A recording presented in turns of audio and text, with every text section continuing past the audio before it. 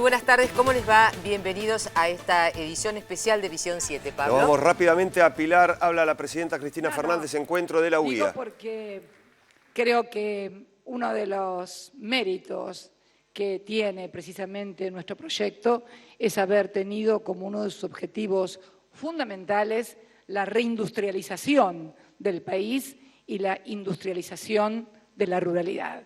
Por eso quiero agradecerles a todos la invitación a este encuentro, a la clausura de este encuentro, de esta 20ª conferencia de la UIA.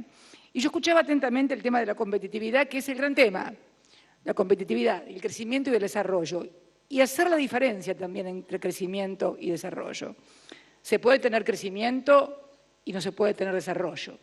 De hecho, durante los años 90, durante buena parte de la década, se creció en términos de PBI, en términos económicos, pero no hubo desarrollo. Se llegó a niveles inconcebibles de pobreza, a una desocupación de 1/4 de la población, a un país casi condenado a ser un país de servicios, en definitiva, ni siquiera exportador de materias primas, porque no teníamos competitividad por tipo de cambio para exportar. Bueno, pese a que todos estaban muy contentos, algunos productores primarios con el gobierno, pero bueno, son esas cosas que tienen que ver más que con la economía, con la cultura que impera o que todavía impera en algunos sectores de la Argentina. Pero hablando de competitividad, por ejemplo, una de las claves de la reindustrialización en la Argentina ha sido el sector energético.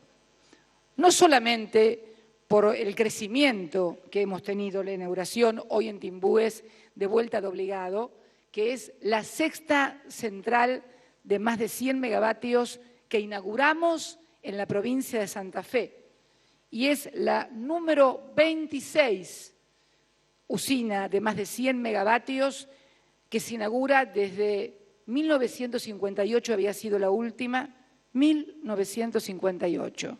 Yo tenía 5 añitos, iba al preescolar. Vos debías estar por 2º grado, primero superior, no sé por dónde. Vos, nene, no habías nacido, me refiero al ministro de Economía, ni mi hermana, siquiera, que nació en el 59. Sorrento, la usina Sorrento, que también está en Santa Fe, fue la última usina de más de 100 megavatios que se inauguró en 1958. Curiosamente, cuando comienza la decadencia del modelo industrial en la Argentina, que se había instalado fuertemente durante el primero y segundo gobierno peronista, que tuvo el gran desarrollo. Ya había comenzado a implementarse a partir de 1930 y de la crisis del 30, que nos obligó a comenzar un proceso de sustitución de importaciones que se profundizó fundamentalmente durante la década de los 40 y de los 50. Y que luego, vale la pena decirlo, comenzó a languidecer. Este proyecto que hoy hacemos, y hablábamos de la articulación entre lo público y lo privado, y el tema del crecimiento y la competitividad, tiene que ver entre una articulación entre lo privado y lo público. Aquí tenemos, primero, en esta inauguración de hoy, una sustitución de importaciones de más de 100 millones de dólares, porque el 50% de la obra ha sido elaborado por la industria nacional representada por las Curani y un clúster de más de 60 empresas, 45 santafesinas y 15 del resto del país, y también 2 impresionantes empresas como son General Electric y también la otra empresa que no me acuerdo nunca, la española, que ya la voy a leer, que es Duro Felgueras. Acá tenemos una generación, en este caso de 810 megavatios. En el 2010 habíamos inaugurado casi pegadito allí también la San Martín de 840 megavatios. Y es la número 26 del año 2003 a la fecha. Fíjense ustedes, hasta el año 2003 no se había inaugurado ninguna usina con más de 100 megavatios. Luego del año 2003 inauguramos 26 usinas de más de 100 megavatios. Esta última que estamos inaugurando hoy, además se hace con un aporte del Estado muy importante a estas 3 empresas, que nos va a permitir a Enarsa participar, o a Camesa, ¿no? ¿Enarsa o Camesa? Enarsa, participar en el 70% de esta nueva central. Pero ¿dónde está también la competitividad? Hubo también una serie de obras muy importantes que constituyen el anillado que permite que esta generación de Timbúes pueda ser distribuida al complejo agroindustrial rosarino, a todo el sur de Rosario, y que fueron importantes inversiones que se realizaron, 65 kilómetros de línea de 500 en Río Coronda, Rosario Oeste, que permite evacuar toda la energía de vuelta de obligado hacia Rosario. Incluye además la ampliación de estaciones transformadoras de Rosario Este y Río Coronda, inversión 86 millones de dólares. Esto es infraestructura hecha por el Estado, porque obviamente los privados no hacen líneas de alta tensión, ni de media tensión, ni tampoco transformadores. Vos sabés, Moretti, porque sos de Santa Fe, ¿no? Bien.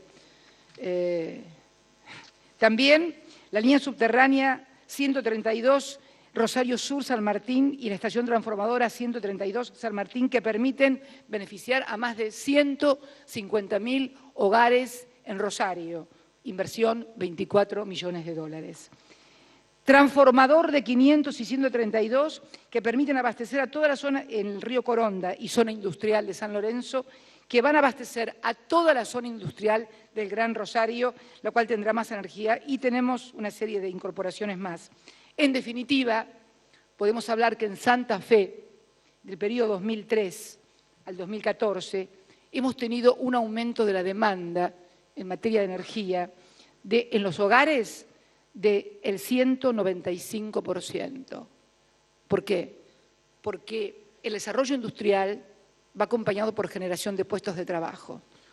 Los trabajos mejor remunerados, que no son los del sector primario, sino los del sector industrial y del sector de mayor tecnología, obviamente tienen mayor poder adquisitivo. Nuestros trabajadores, todos lo sabemos, tienen el mayor poder adquisitivo de todos los trabajadores de Latinoamérica. Entonces, esa demanda de los hogares solamente en Santa Fe creció el 195%. El alumbrado, el 177%, los comercios, el 191% y la industria, un 83%. O sea, en electricidad, Santa Fe demandó un 125 más por ciento.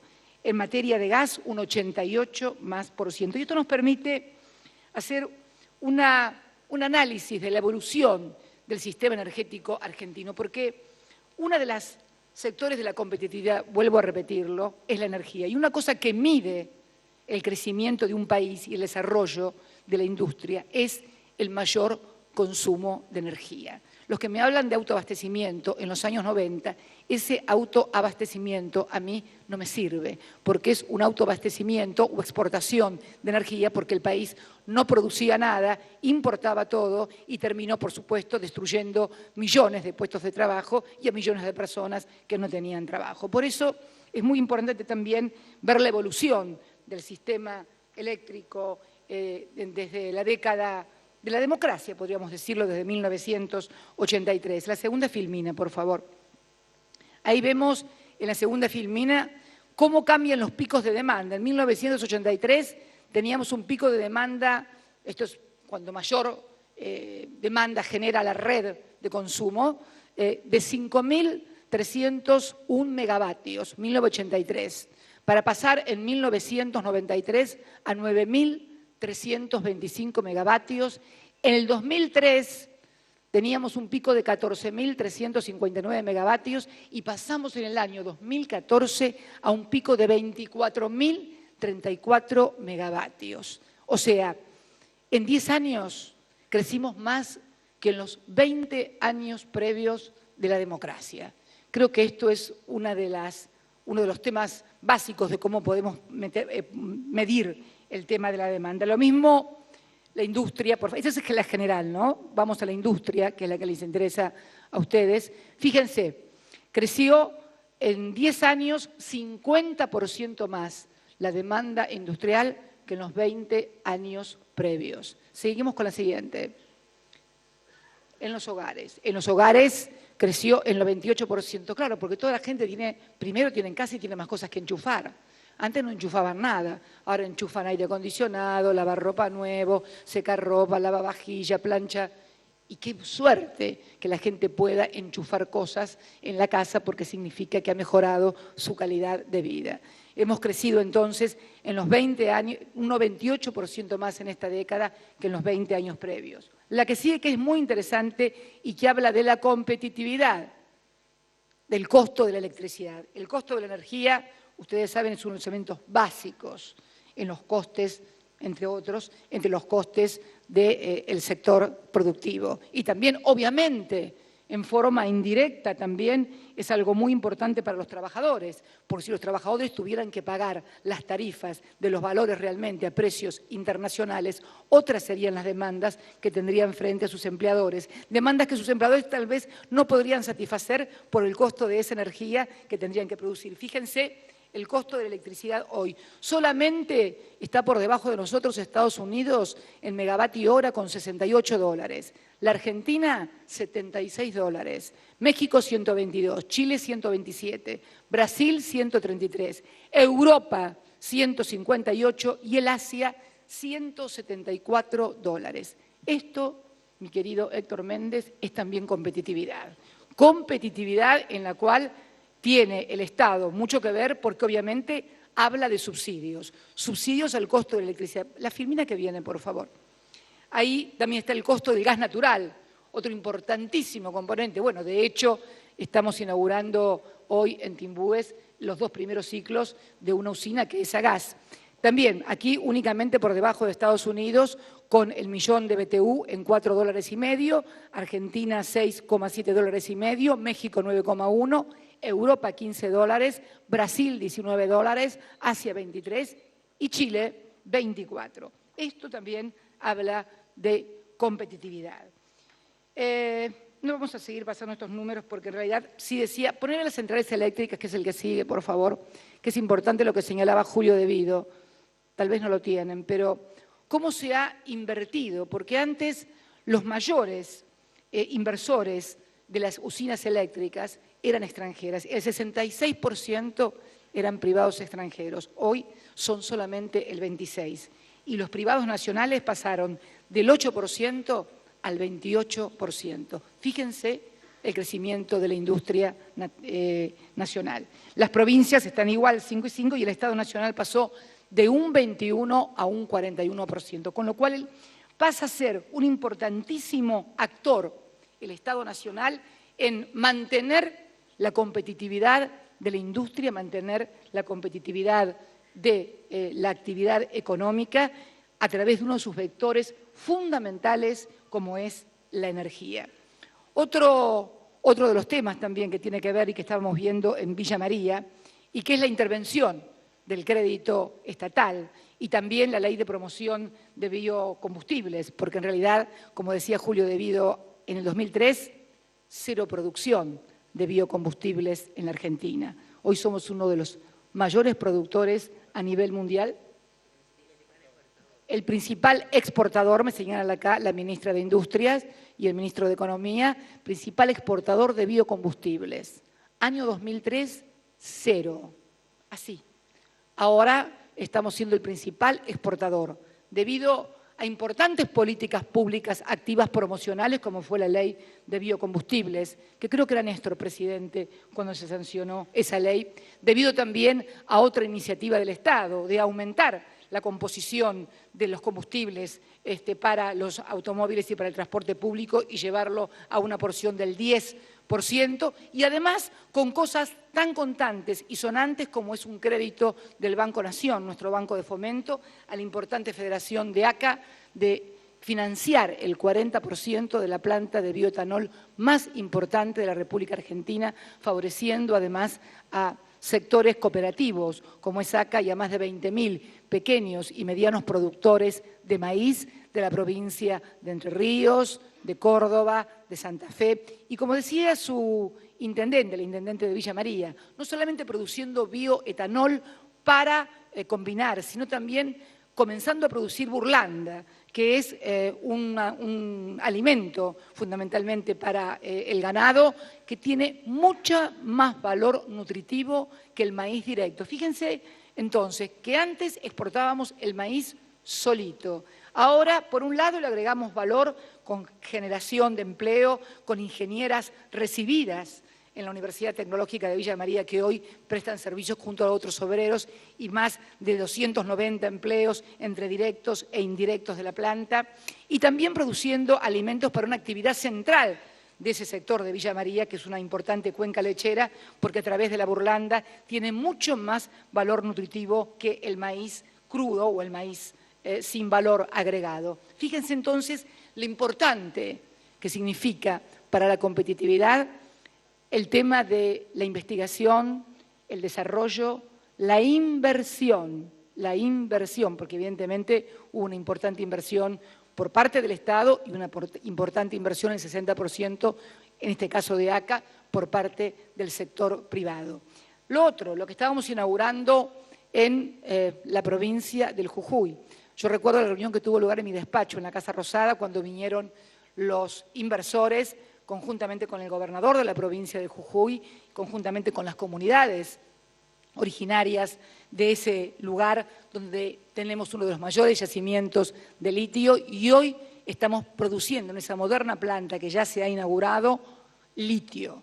Queremos además producir baterías de litio, por eso los dos inversores que se han asociado con la provincia son precisamente Toyota y una importantísima empresa australiana, que no recuerdo el nombre, lo tengo anotada por ahí.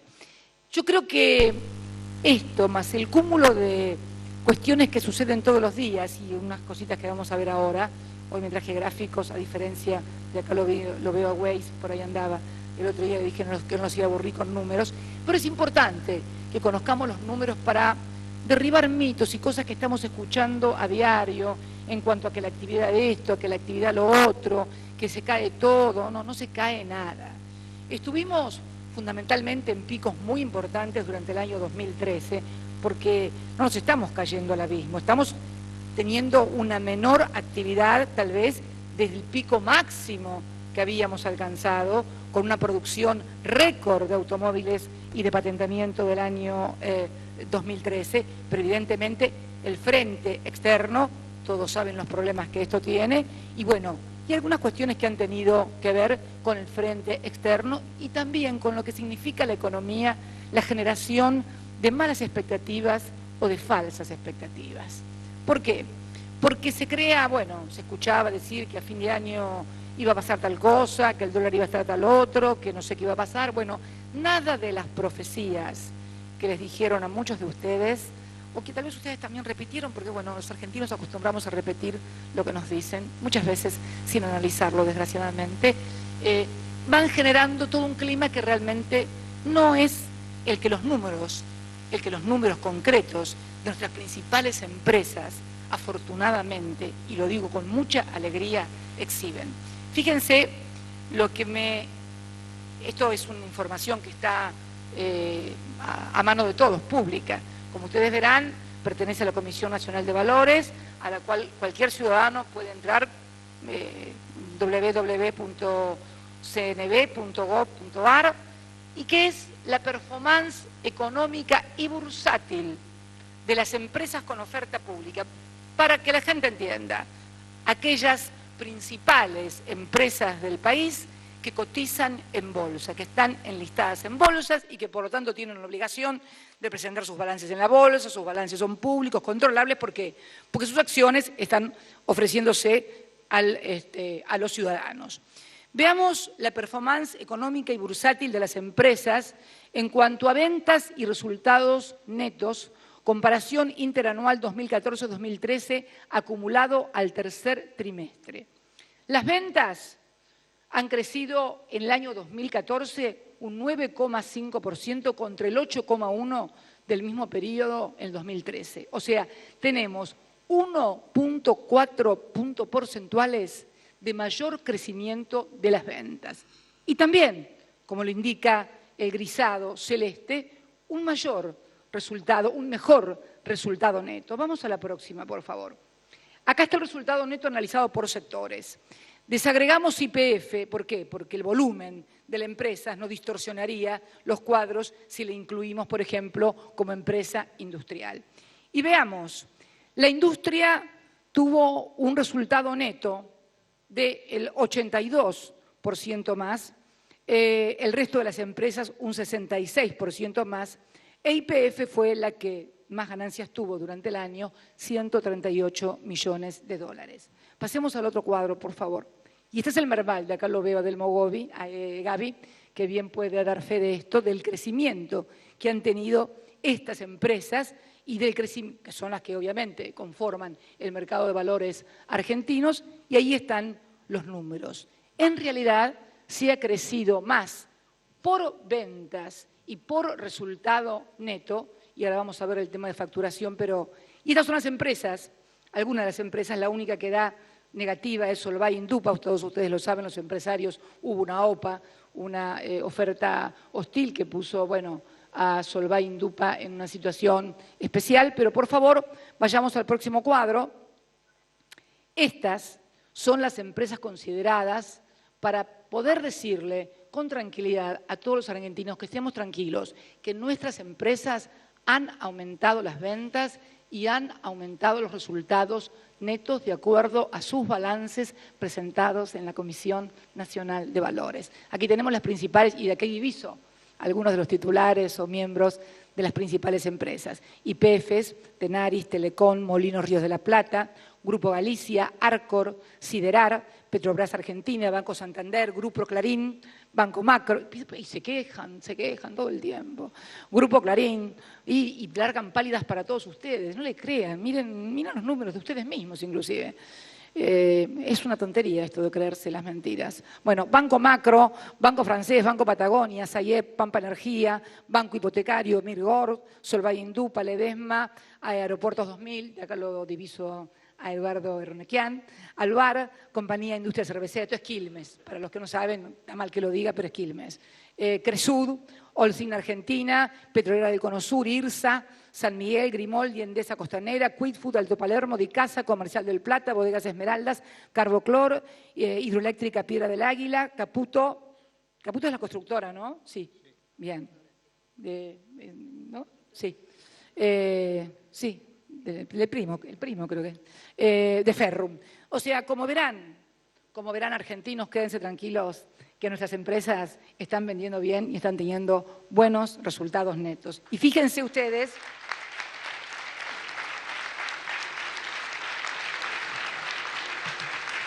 me gustaría ahora que por favor pusiéramos el gráfico de la FIP. No tengan miedo porque uno cuando nombra la FIP todo el mundo se pone nervioso. Pero bueno, no tengan miedo, que es para comparar facturación nada más. Bueno, a ver por favor el gráfico de comparación de facturación. Muy bien, ahí vamos. A ver con la primera, que es 2003 versus 2013. Por favor, el primer gráfico, se los voy a agradecer. No me fallen muchachos ahora que venía todo lindo. Ahí estamos. Ahí venimos. Bueno, fíjense, facturación. Esto es facturación registrada, obviamente, la declarada. Yo no puedo aventurar que haya más facturación que esta. Esta es la facturación que le declaran a la FIP. La doy como válida. Sería la única. Sería absolutamente impropio por parte de la presidenta pensar que puede haber otra facturación. Bien. Y sería impropio también de ustedes, fundamentalmente. Bueno, fíjense, año 2003. El total de la facturación de la economía en el año 2003 era de 536.288 millones de pesos. Fíjense en el año 2013, 4,9 billones, por primera vez. En la República Argentina pasamos de la M a la B, casi como si fuera una tabla futbolera. Hemos pasado a la B de billones con un incremento del 911%. 9 veces. Midan los índices que quieran, pero crecimos 911% en facturación en 10 años. ¿Cómo se compone esto? Industria manufacturera. Pasó de 190.000 millones en el año 2003 a 1,5 billones, 780%, 7,8 veces.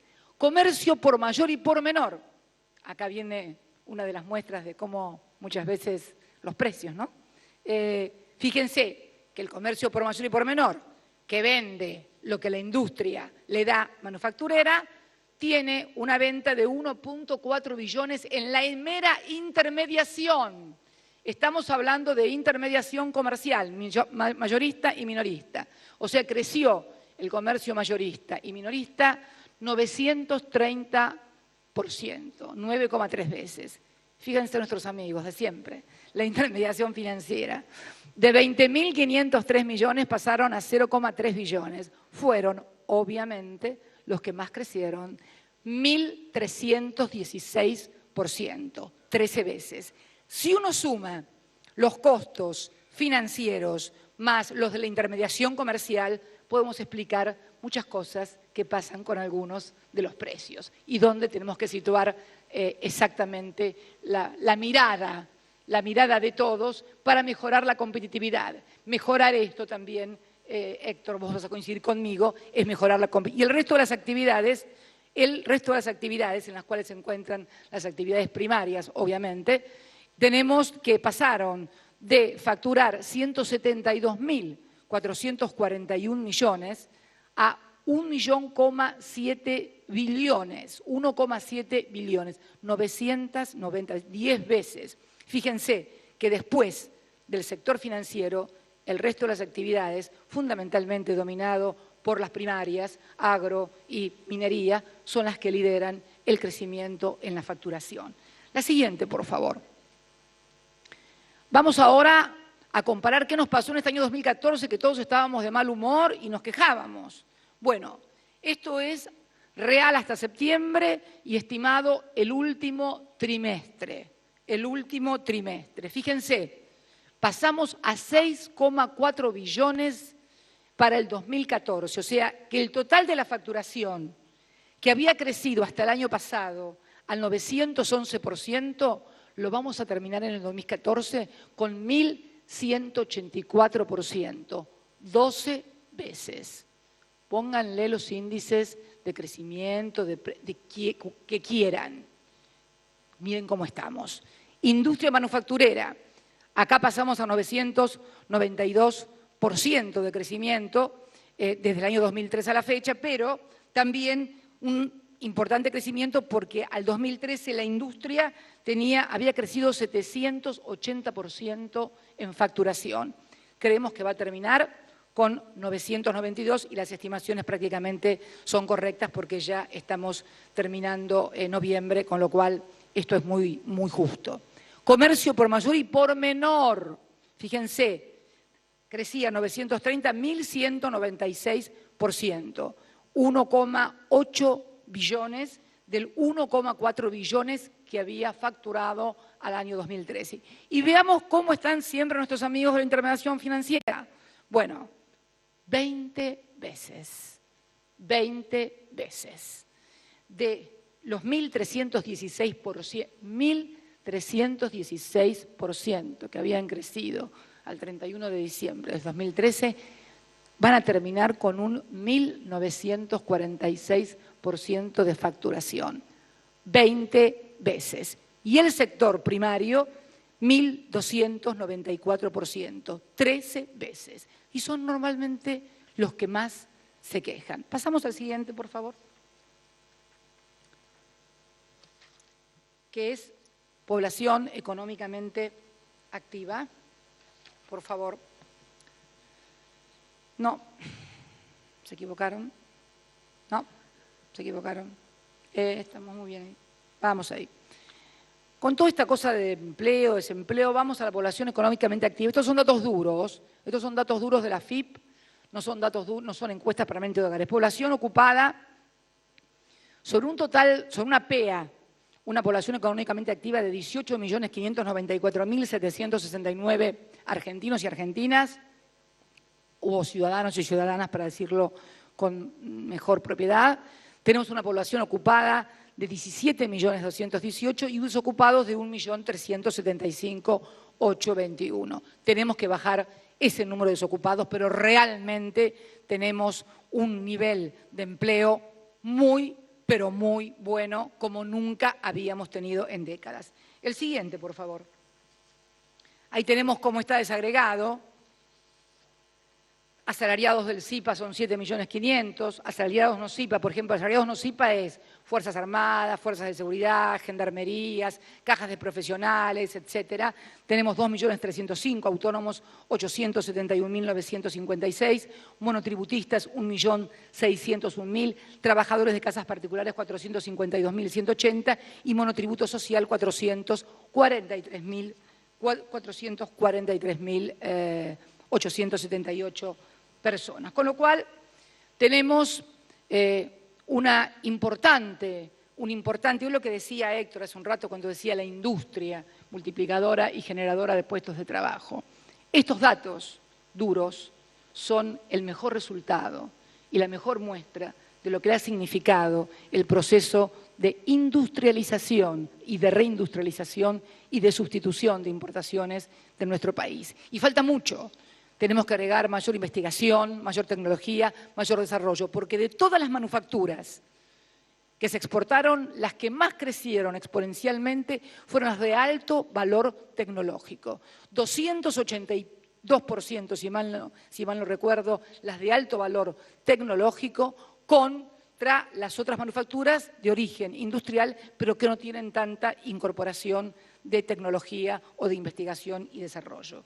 Y también, de acá lo miro y lo diviso a mi amigo, ya que estamos hablando de empleadores, de empleados y de trabajo, a mi amigo el secretario general de la CGT, quiero decirles también que hemos tomado la decisión de que todos los trabajadores cuyos ingresos no superen los 35.000 pesos no van a pagar ganancias sobre el medio aguinaldo del mes de diciembre.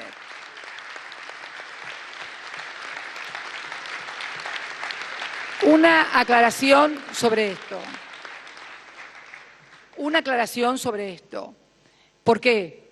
Porque, bueno, creemos que esto va a incentivar el consumo, creemos que además hasta 35.000 pesos objetivamente sobre 1 millón, porque ustedes se acuerdan la cantidad de gente ocupada que dimos, ¿no? Bueno, pero en realidad pagan impuesto a las ganancias 1.053.667 trabajadores. Estamos en los niveles que hemos estado durante toda la década, entre el 10 y el 11% de trabajadores que tributan, obviamente, porque ha habido una mejora sustancial, más que sustancial, en los ingresos. El salario mínimo vital y móvil, los convenios colectivos de trabajo. Yo quiero que recuerden o me muestren un solo país en donde tengamos la paridad de poder adquisitivo, no estoy hablando de sueldos nominales, que tienen nuestros trabajadores. Por eso hemos tomado esta decisión que del 1.053.000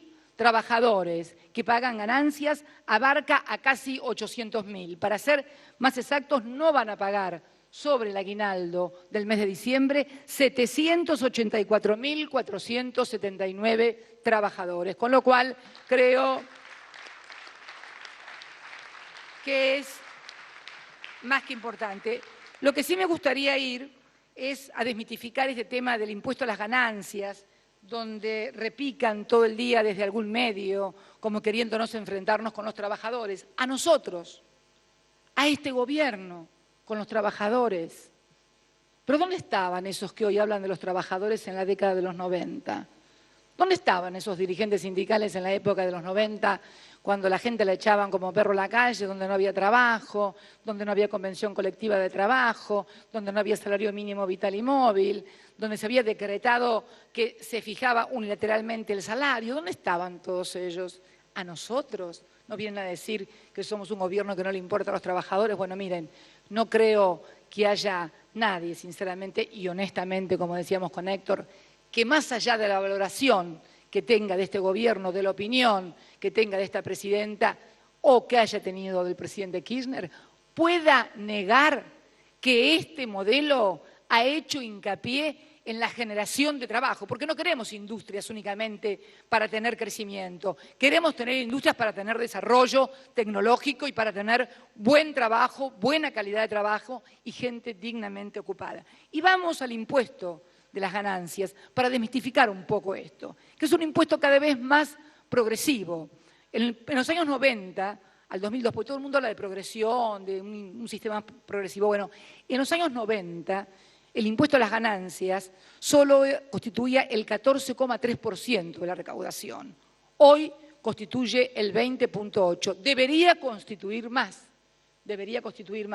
Pero bueno, muchas veces no se declaran tanto las ganancias o bueno, no empecemos a discutir cosas que por ahí nos ponemos nerviosos todos, de sobrefacturación, de subfacturación, hablando de todo un poco, una importante multinacional que hace poco denunciamos por sobrefacturación de importaciones, acaba de integrar ayer casi la mitad de lo que le estábamos solicitando sin reclamo judicial y vamos seguramente a tener discusión administrativa por el resto. 51 millones de dólares hicieron ingresar.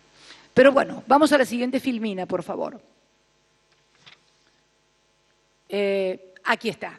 Porque cuando se habla del impuesto a las ganancias parece que me lo llevara yo a mi casa el impuesto a las ganancias, o el gobierno se lo guardara en la Casa Rosada. Ahí tenemos cómo está distribuido el impuesto a las ganancias. 20% para el ANSES, o sea, para los jubilados, para sostener la ley de movilidad jubilatoria, porque una parte se hace también sobre el coeficiente, la polinómica que determina la movilidad jubilatoria, se hace sobre la recaudación, lo que es lógico. Uno paga de acuerdo a lo que recauda, no puede pagar más aquello de lo que recauda.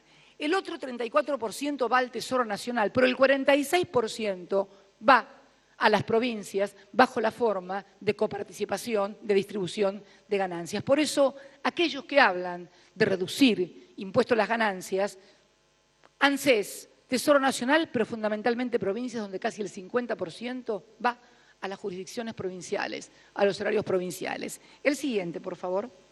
Y acá vamos a ver qué participación del impuesto a las ganancias tienen los trabajadores asalariados de la recaudación total en otros países. Argentina, 1,5. Brasil, 2,4. Chile, 8,6. Perú, 10,2. Uruguay, 13,5. En síntesis, claramente somos el país donde los trabajadores de mayores ingresos son los que menos pagan de impuesto a las ganancias, no les digo estos países que son los de la región y que por lo tanto son comparables con nosotros. No quieran saber lo que pasa en Suecia, en Noruega, en los países escandinavos, porque te desmayás, Caló, si te digo eso y unos cuantos más. Pero bueno, vayamos al siguiente, por favor, donde acá estamos. La recaudación del impuesto con destino a ANSES va en el presupuesto 2015 de ganancias 66.700 millones. ¿Para qué? Para los programas de ANSES.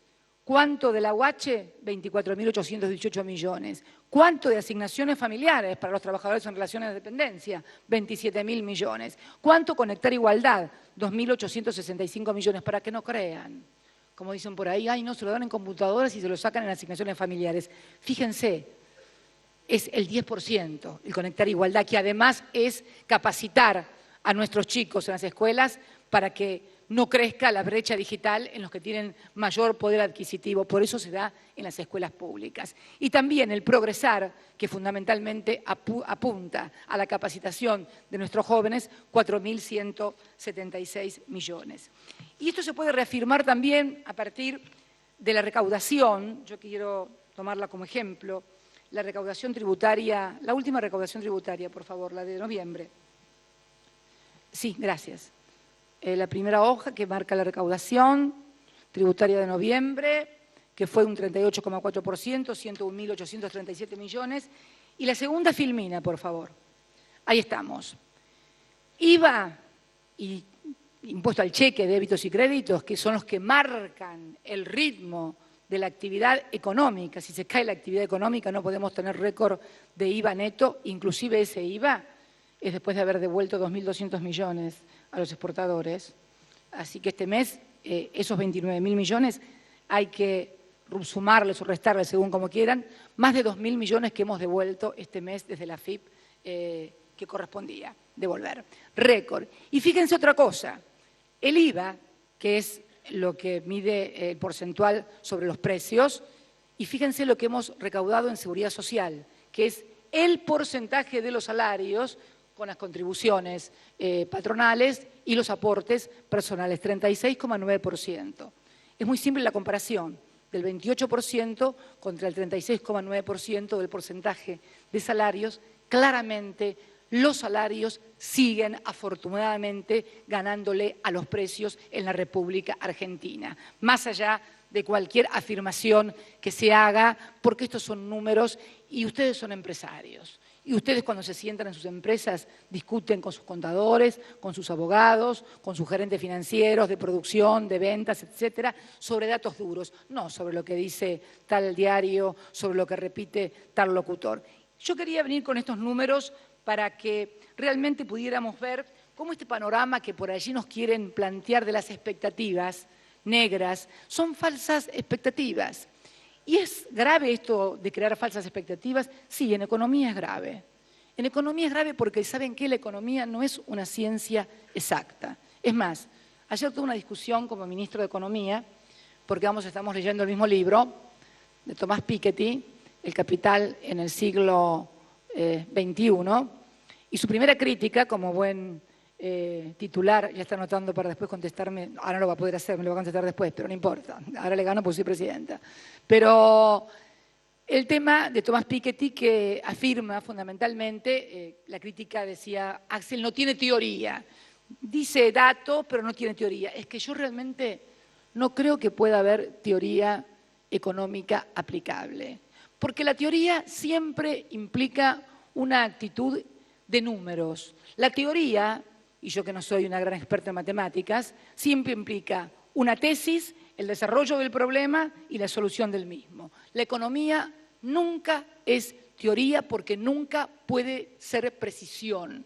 Nadie puede precisar con futuro. El teorema de Pitágoras es el teorema de Pitágoras, desde Pitágoras hasta acá. Pero las teorías económicas han cambiado 20.000 veces. Desde la de David Ricardo, muy pesimista con su escasez, desde la de Malthus, desde la de Marx, desde la de Keynes, desde la de Clausewitz en los años 50. ¿Qué quiere decir esto? Que no hay una teoría que pueda explicar cómo va a ser la actividad económica o cómo va a ser la actividad económica. ¿Por qué? Porque la economía es una ciencia estrictamente social. Se basa en las expectativas de la sociedad, de los que producen, de los que invierten, de los medios de comunicación, etc. Yo sé que hubo una discusión ayer acalorada, tal vez acerca de mercado y Estado, que si el mercado, que uno decía que el mercado le iba a ganar al Estado, que el otro decía que no. Bueno, miren, ponerse a discutir sobre eso es como ponerse a discutir sobre el sexo de los ángeles, es perder el tiempo, por una razón muy sencilla.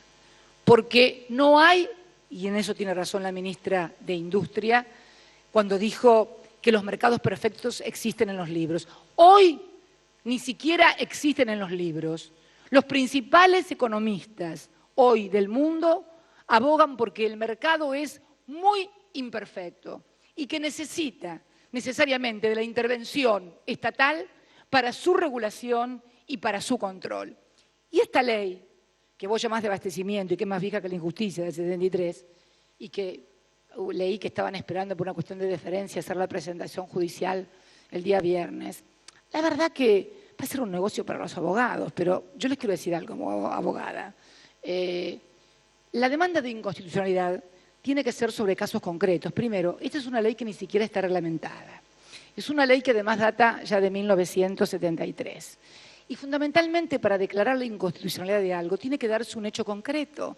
Nunca se declara la inconstitucionalidad en abstracto, a no ser que haya cambiado la doctrina, que haya cambiado el derecho, cambia tantas cosas últimamente, así que yo les recomiendo que esperen que la ley se reglamente, que la apliquemos a un caso concreto y ahí vayan a reclamar la inconstitucionalidad porque nadie les va a dar la inconstitucionalidad sobre algo abstracto.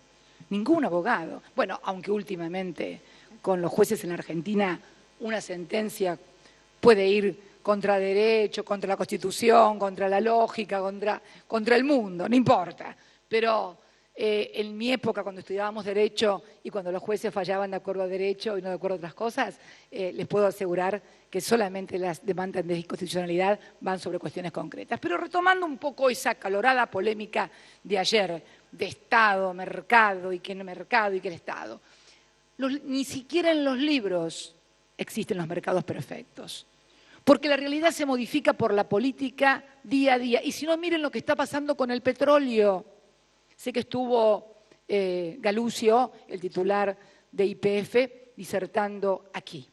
Bien, hasta hace un mes atrás, el barril de petróleo estaba a 90 y pico de dólares.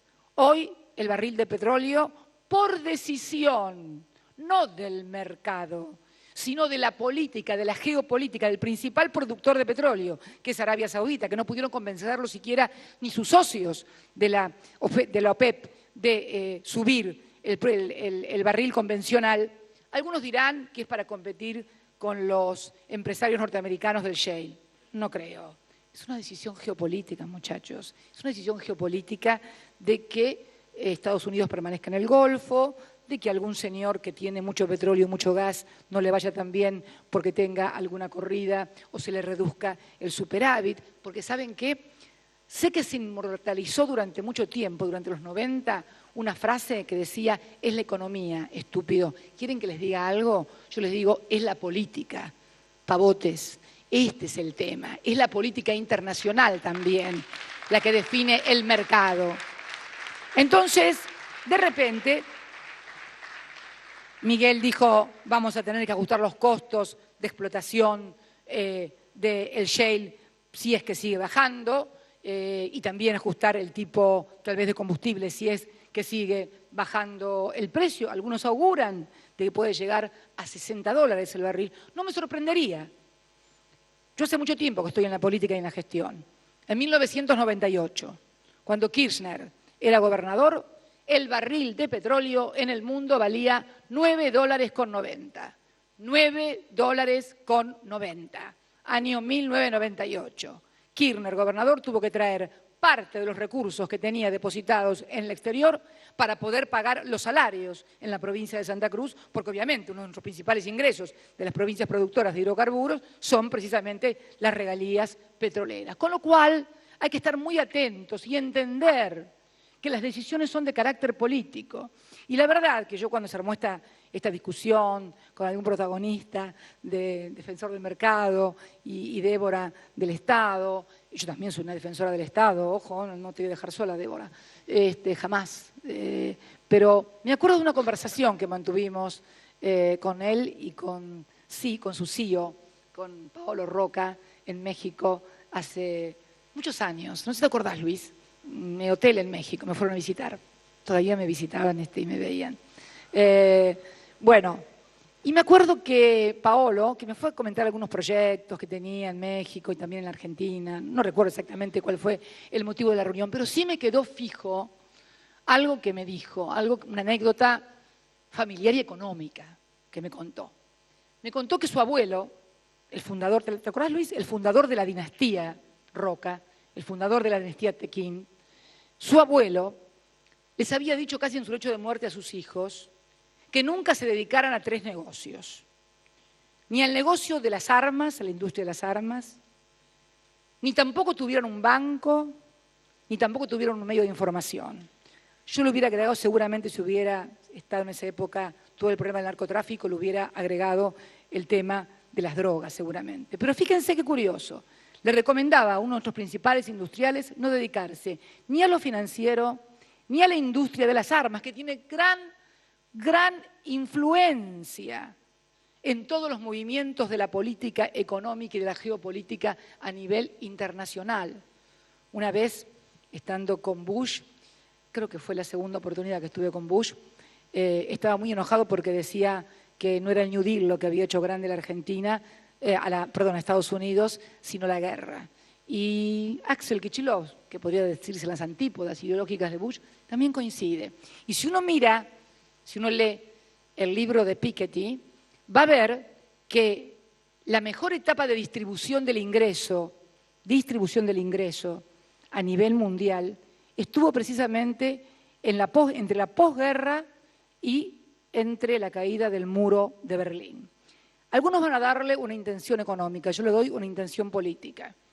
Se estaba en plena Guerra Fría, era necesario convencer al mundo occidental que el sistema o la utopía comunista o la utopía socialista no servía y, por lo tanto, el estado de bienestar tenía una razón de ser no económica, sino política. Había que vencer al monstruo del otro lado y se lo vencía a partir del estado de bienestar. Y finalmente, después de la caída del muro de Berlín, comienza en esa serie histórica que nos muestra Piketty a producirse nuevamente una regresión en la distribución del ingreso similar a la que estaba en 1910, previo a la Primera Guerra, porque dice que las dos guerras fueron grandes estabilizadoras en la distribución del ingreso. Por eso digo que no hay teoría económica. No sé cómo se lo vas a explicar a los alumnos después vos lo que dijo la presidenta, pero es un problema tuyo. No sé qué trabajarás. Y bueno, trabajarás de lo que tenemos que trabajar todos, de inteligentes, antes que nada. Antes que ser economista, antes que ser empresario, antes que ser abogada, antes que ser presidente, sabés que tenés que tener neuronas y utilizarlas. Y utilizarlas con criterio propio y de acuerdo a lo que vos ves y a tu experiencia. Que es lo que yo le pido a todos y cada uno de los industriales, de los empresarios argentinos. Cuando hoy Axel decía que es cierto que no vamos a producir o a patentar tantos autos como el año pasado, que fue récord, pero en realidad es uno de los 3 mejores años que tuvo la industria automotriz en la República Argentina. Si apenas vendíamos 90.000 autos. Y la gente podía irse rápido de acá a Pilar. Claro, si no había nadie con auto. Y de acá a Pilar era puro campo. Ahora, de acá a Pilar tenés 28 millones de countries, 82 millones de tipos, 20 millones de autos. Y se quejan y dicen, ¿te das cuenta de los problemas que trae esta mina? Mirá la cantidad de autos que hay, mirá las cosas que hay. Bueno, si los problemas que va a haber son esos, espero que el próximo presidente no se lo solucione. Porque si se lo soluciona vamos a estar en problemas. Yo creo que vamos a tener que mejorar y vamos a tener que hacer mucho hincapié en la competitividad, en algo que sí señalaba Héctor y que estoy totalmente de acuerdo. Hay una multiplicidad de impuestos locales, municipales, provinciales que se superponen. Bueno, hay tasa de combustible en algunos municipios de acá de la provincia de Buenos Aires, del norte de la provincia de Buenos Aires, en la provincia de Córdoba, donde hay demandas de inconstitucionalidad claramente porque se superpone con el ITC, con el impuesto a los combustibles. No puede haber dos impuestos que además se coparticipa a las provincias y las provincias a sus municipios, con lo cual cada provincia y cada municipio está recibiendo una coparticipación del combustible a nivel nacional, cobra otra a nivel provincial y cobra otra a nivel local. Un verdadero despropósito, disparate total que espero que algún tribunal acoja y pueda resolver este problema definitivamente, porque esto es el tema. El tema de la logística también es otro problema. Cuando nos hablan de transferencia de lo que cuesta transportar algo desde Jujuy hasta el puerto de Buenos Aires y que sale más caro esto que transportarlo de allí hasta Holanda, hasta cualquier puerto de Europa. Bueno, tenemos lo que pasa que el transporte automotor de carga, luego de los 250 kilómetros o 300 kilómetros, es ineficiente. Pero para eso necesitamos también montar una red ferroviaria que fue desmontada en los 90. No fui yo la que dije ramal que para, ramal que cierra. Fue otro que fue muy aplaudido en muchos círculos empresarios, en muchas sociedades rurales y en muchos lados. Al contrario, nosotros, y de acá lo diviso al Ministerio de Transporte, al Ministro de Transporte, estamos reconstruyendo el transporte ferroviario en la Argentina a través del Belgrano Cargas, que ya tenemos principio de ejecución en un acuerdo con la República Popular China, y también el transporte de pasajeros. Transporte de pasajeros que es transporte también subsidiado y que también les conviene a ustedes los empresarios.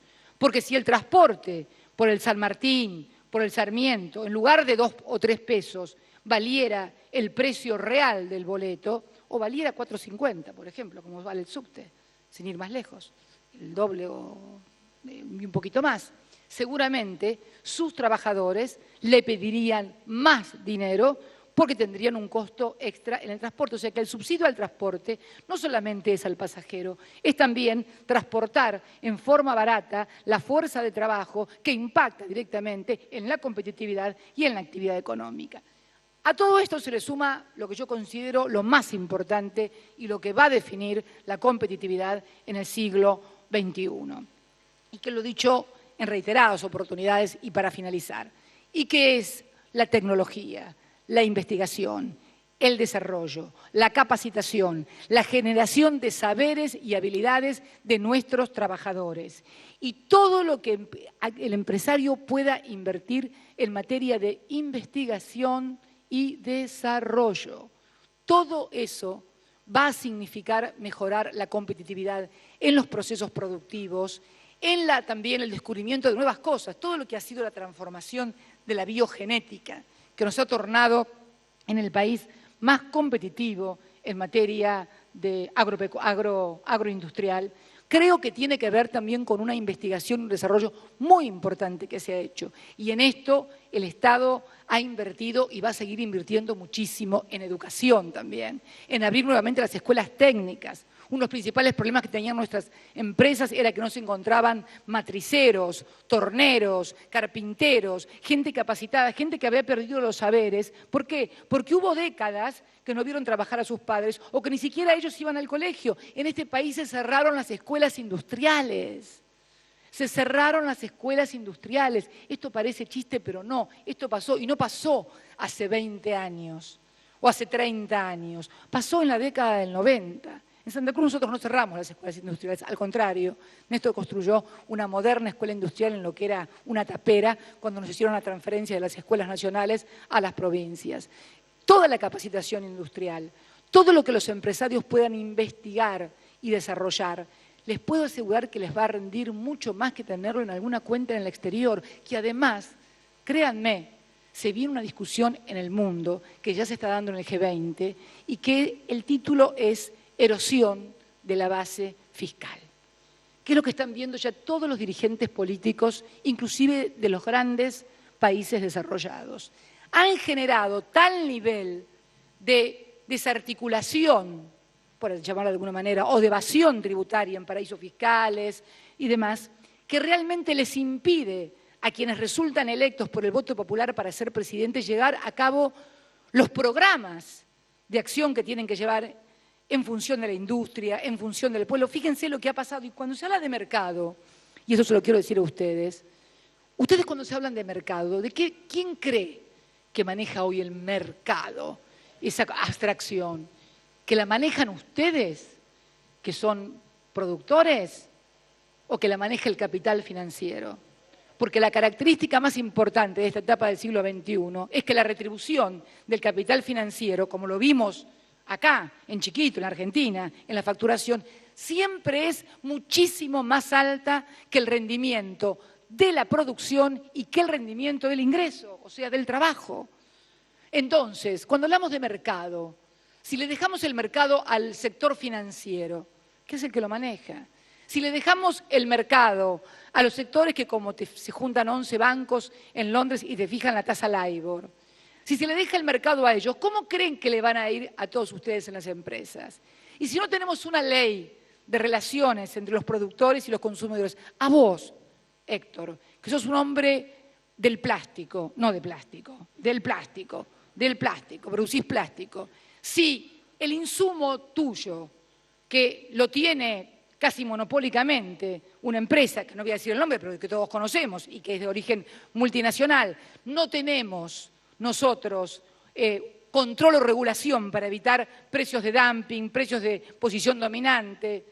Si además, porque además todos les molesta el Estado cuando los analiza a ellos, pero después piden protección del Estado.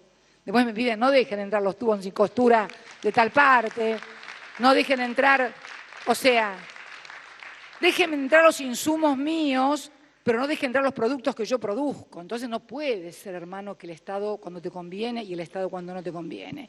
El Estado tiene que estar siempre, porque siempre convino que estuviera el Estado. Y si uno ve la serie histórica de la Argentina, Cuando mayor articulación hubo entre Estado y mercado, mayor crecimiento, pero tuvo que haber un Estado fuerte.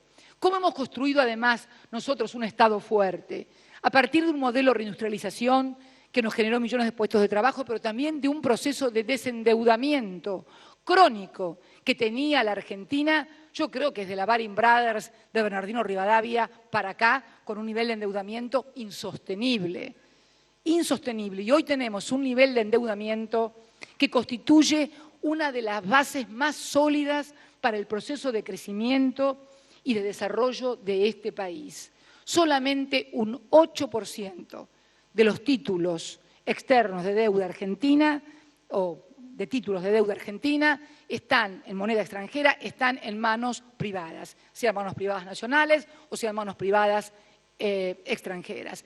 El resto, 40% del PBI, es fundamentalmente deudor intrasector público. Nunca en la historia una ratio de deuda tan baja como la que tenemos y que constituye uno de los más sólidos fundamentos que tenemos para el crecimiento de la Argentina.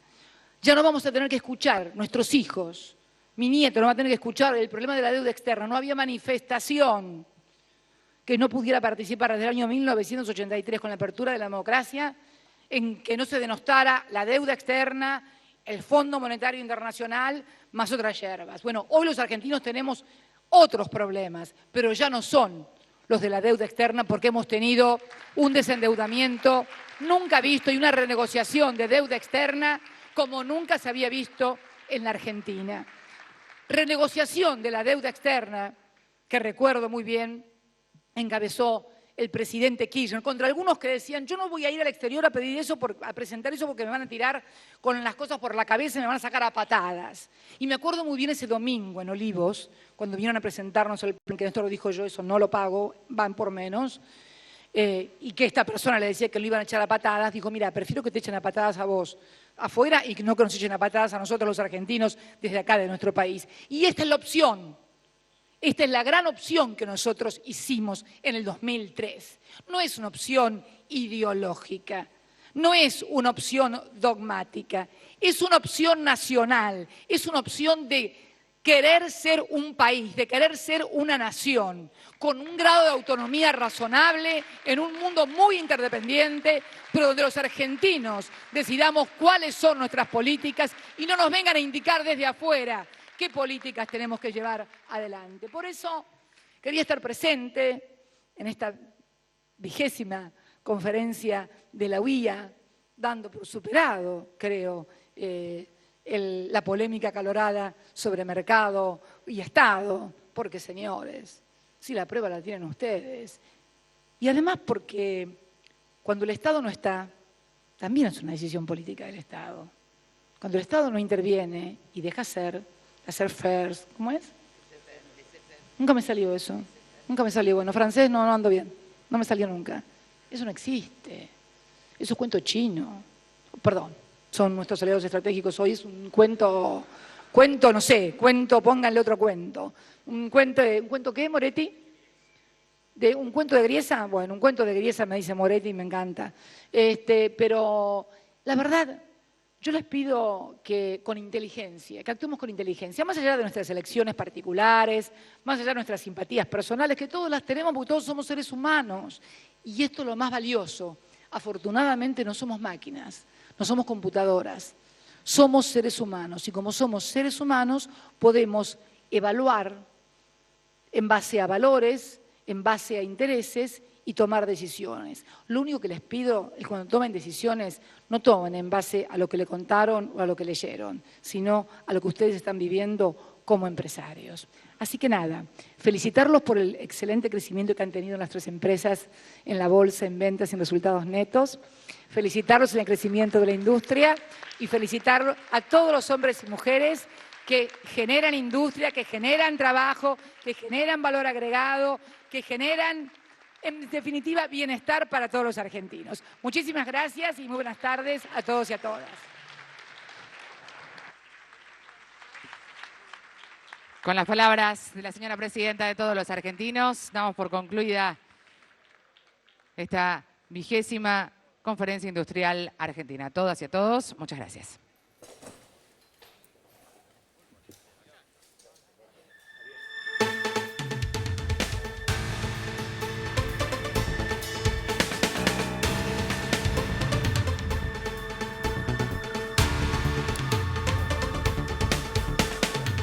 Hola otra vez, acabamos de escuchar a la Presidenta de la Nación en el cierre de la 20ª Conferencia de la Unión Industrial Argentina. Allí hizo importantes anuncios. El más esperado seguramente por mucha gente es el que tiene que ver con el impuesto a las ganancias. Efectivamente, no tendrá impuesto a las ganancias el aguinaldo cuyos sueldos no superen los 35.000 pesos. Este tema ya lo vamos a estar analizando. Estamos también en vivo en Pilar. Acaba de concluir este encuentro de la Unión Industrial Argentina. Anticipos en Visión 7 Central. Este es el tema de Luis Brustein. Luis. Bueno, finalmente la Presidenta anunció el tema de las ganancias. No habrá impuesto para las ganancias a los trabajadores que ganen más de 35.000 pesos brutos. Y también hizo una defensa encendida de la ley de abastecimiento que los dos candidatos de la oposición anunciaron en esta misma reunión que la iban a derogar, la famosa ley de abastecimiento. Intervino también en la discusión entre el presidente de la UIA, Héctor Méndez, y la secretaria de Industria, Débora Giorgi, sobre la importancia del mercado y el Estado. En fin, la Presidenta dio una clase magistral, si se quiere, sobre el tema de la economía y lo que se traduce... Rápidamente, Fernando Alonso está hablando la Presidenta, a ver. El anuncio de ganancia que todos los trabajadores que perciban hasta 35.000 pesos de salario no les va a ser descontado, que son 784.000 y monedas, no me acuerdo, sobre 1.053.000 trabajadores que pagan impuesto a las ganancias. Tomamos la... ¿Quién es el negro, che? ¿Quién es el negro? Por favor, que te van a denunciar, al INADI. ¿El pedido de los gremios? Tiene que ver con lo que hemos venido haciendo y tiene que ver, me parece, con una lógica que es la de que los trabajadores que ganan hasta 35.000 pesos, dado que vienen las fiestas, dado que viene el periodo vacacional, puedan también contribuir a estar mejor y al mismo tiempo al estar mejor ellos, estar mejor la economía con el consumo. Esperemos. Tiene que ver con la recuperación, recuperación... Ustedes vieron los números de las principales empresas, son 38 empresas, de las más importantes. Hay otras empresas también muy importantes extranjeras que no cotizan en esta bolsa porque cotizan en Nueva York, pero vemos que las 38 empresas argentinas más importantes han tenido un mejor 2014 en ventas, en resultados netos, que un 2013. Con lo cual, yo lo que creo es que tenemos que terminar con todo esto de las falsas expectativas, malas expectativas para la sociedad, porque hace mucho mal a la gente y fundamentalmente a la economía y al país. Por eso quise venir con números duros, porque en realidad cuando uno viene a hablar, tiene que venir a hablar con números y decir cómo lo va a hacer y por qué dice lo que hace y por qué toma las decisiones que toma. Porque lo demás, yo estoy cansada de escuchar hablar y que no digan nada o que no expliquen nada. ¿Se sintió bien, Presidenta? Absolutamente. Yo siempre me siento bien. Vos imaginate que estuve en escenarios absolutamente hostiles, como cuando yo era senadora, vos tal vez no eras periodista todavía, pero me hacían notas. Pero estuve, acá me trataron como una reina. A mí me han tratado en el Senado de la Nación, mi propio bloque me expulsó y un día me dejaron hablando sola en el recinto como un acto de desprecio. Así que realmente, y no guardo rencor para nadie, al contrario, mirá dónde están ellos y dónde estoy yo. Así que en realidad, claro, los que me dejaron hablando sola, bueno, viste, son las cosas. Bueno, gracias. Confianza. Muchas gracias. Bueno, la Presidenta de la Nación entonces sigue dando definiciones, sigue hablando de la posibilidad de recuperación de la economía. A ver si podemos hablar un poquitito. Si podemos hablar un poquitito con alguno de los ministros. A ver, aquí está Héctor Méndez. No podemos pasar más de acá. ¿Está bien? Los ministros se van con la Presidenta de la Nación. Bueno, el anuncio fue el más importante. La Presidenta de la Nación habló de la recuperación de la economía al fin del año que está transcurriendo, del año 2014, y la posibilidad de generar falsas expectativas sobre la marcha de la economía. Lo explicó, dio números y dijo que porque hay una recuperación se puede dar esto. que todos aquellos que cobren con salario más aguinaldo que no superen los 35.000 pesos no va a ser tomado por el impuesto a la cuarta categoría. Bueno, vamos a ampliar y vamos a dar detalles de una jornada muy larga donde hubo varias expresiones aquí en el hotel donde se desarrolló la conferencia de la Unión Industrial Argentina. Volvemos enseguida. Gracias, muchas gracias Fernando Alonso. Le vamos a pedir a Luis Brustein que cierre su comentario que fue interrumpido. Sí, no, yo creo que el objetivo de esta intervención de la presidenta fue traer tranquilidad a la sociedad con relación a un panorama negro que se estaba planteando a partir de algunos titulares de los medios con relación a la economía. Le dijo a los empresarios concretamente, no crean en falsas profecías, crean en su propia realidad.